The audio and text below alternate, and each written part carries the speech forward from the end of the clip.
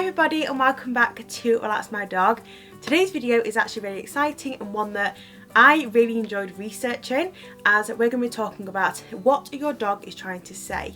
We're going to be looking at 8 different things that your dog does that you guys might want to know about. So yes, let's just jump straight in.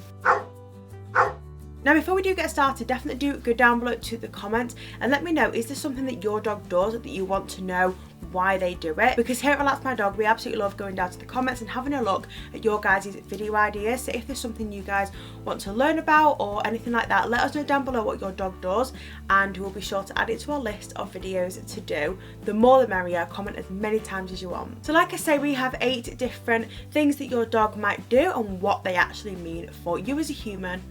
Are you okay, Milo? So the first one is if your dog yawns. Now obviously yawning humans do as well, and that means that they are tired or they are fed up about something, but actually for a dog it does actually mean they are tired, but it can also mean they are actually stressed as well. If your dog is yawning, it is like a way of sort of releasing a little bit of pressure and just sort of calming them down a little bit if they are in a stressful situation. But the second one is if your dog licks his lips or he sort of tongue flips.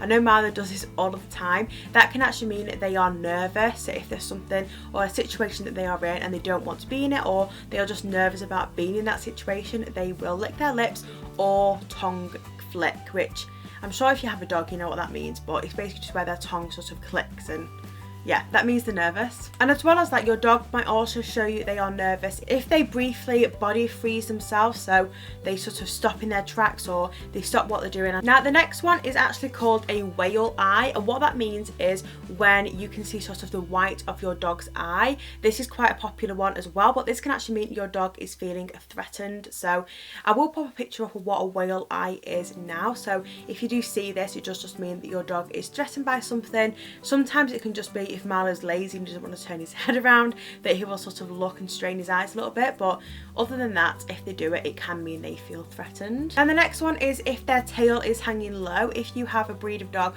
where their tail is normally upright, Milo normally has quite a curved tail because he is a border collie, but if he has a tail that is tucked or is low down, it can mean that he is uncomfortable and uncertain about a certain situation. It can also just mean they are nervous. A dog's tail shows a lot about what they are thinking and how they are feeling.